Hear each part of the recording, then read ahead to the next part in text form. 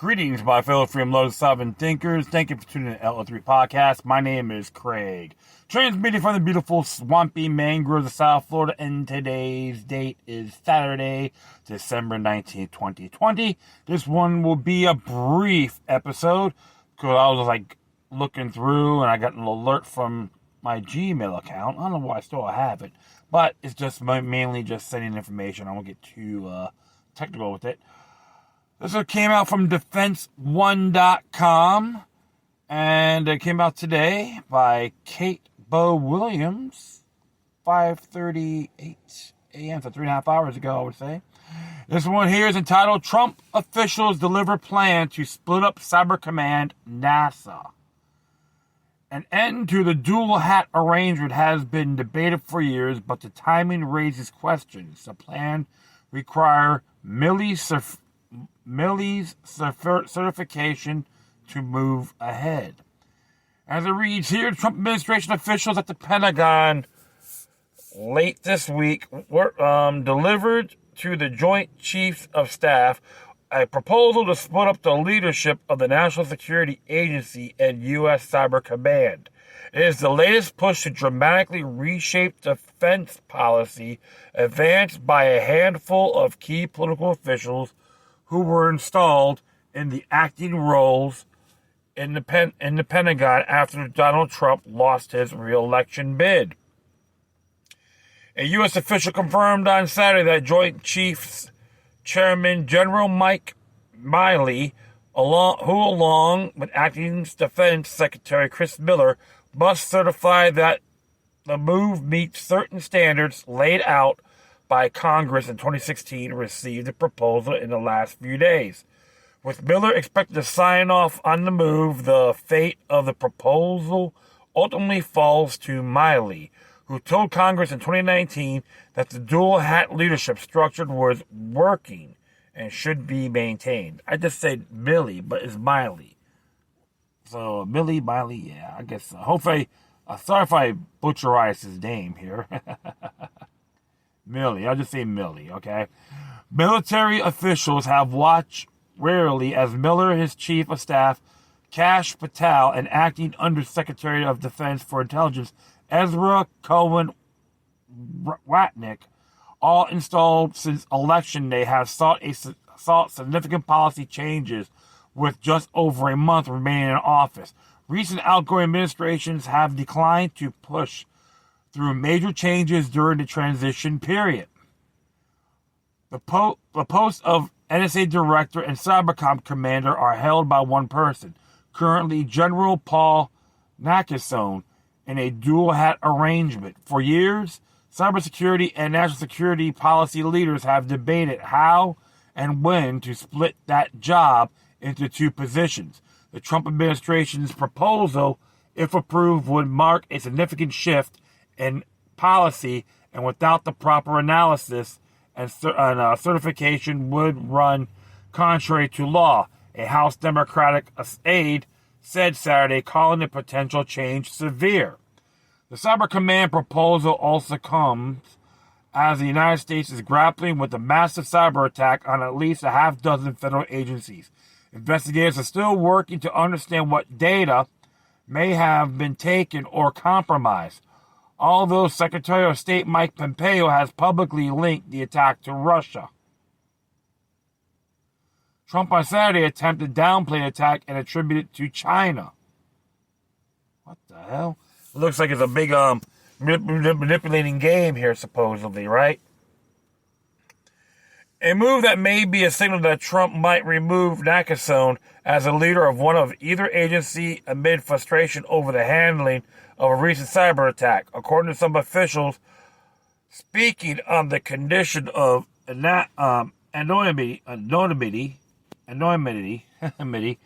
because they were not authorized to speak publicly.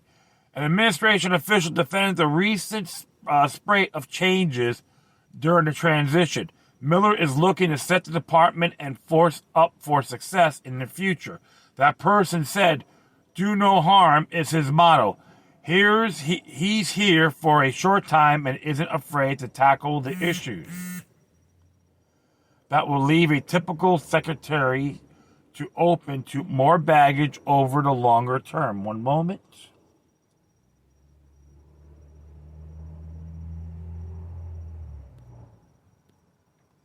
Yeah, just in case I heard that vibrate. Sorry about that. Colonel Dave Miller, a spokesman for Milley, said Saturday that the chairman has not officially reviewed or endorsed the proposed split. Until now, Milley has managed to maintain both his job and public image of independence from the White House. But if he does back the effort, it could put the chairman in a fragile position with Trump, who has dismissed multiple cabinet-level national security officials since his loss at the polls, including Defense Secretary Mark Esper.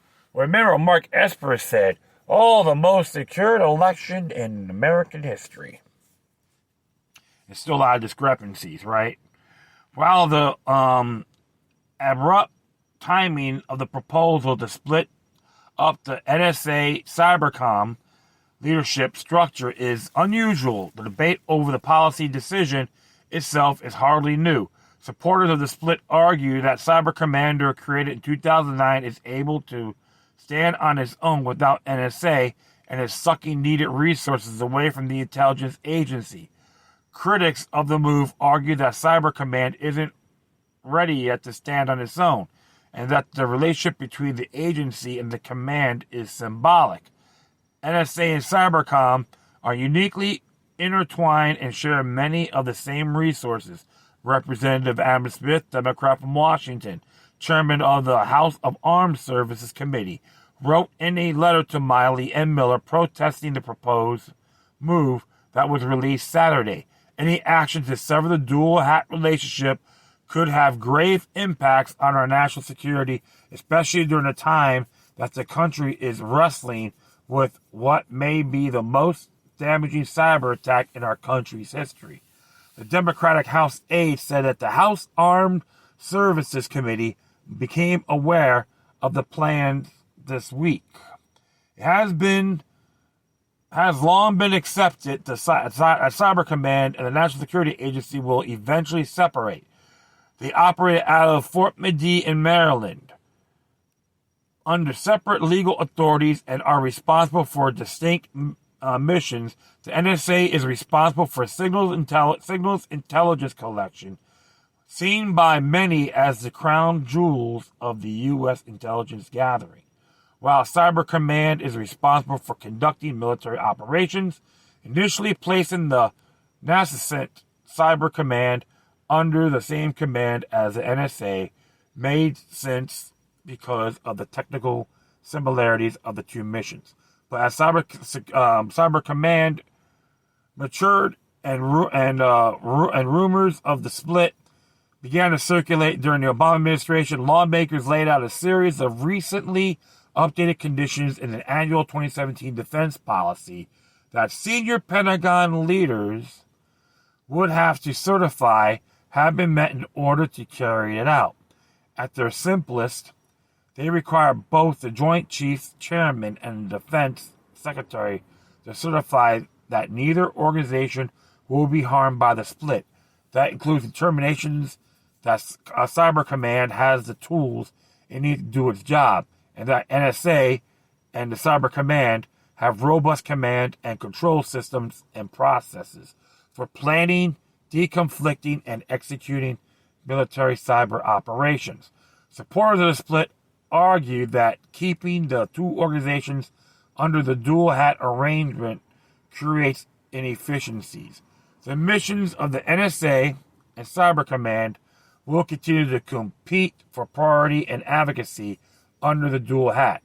Andrew Shoka, an active duty Army cyber operations officer assigned to Cyber Command, wrote in War on the Rocks in 2019, should Milley and Miller make the necessary certifications to Congress, the practical implications of the move will be neither immediate or irreversible. If anything, I imagine a direction of a breakup, but with an implementation period of 6 to 12 months, the administration official said. Leaves space to reverse it, but puts a marker down for Cybercom to get off the NSA treat. Well. So, some interesting stuff here. It looks like how I see this, because based on some of the information I've been getting and listening to, Chris Miller wants to be more autonomous. That's how I'm looking at it right over here.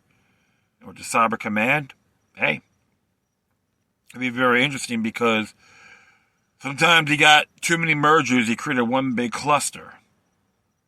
And many people are saying that the cyber warfare information being sucked out, everything from the Pentagon. Yeah, it is a lot of questions.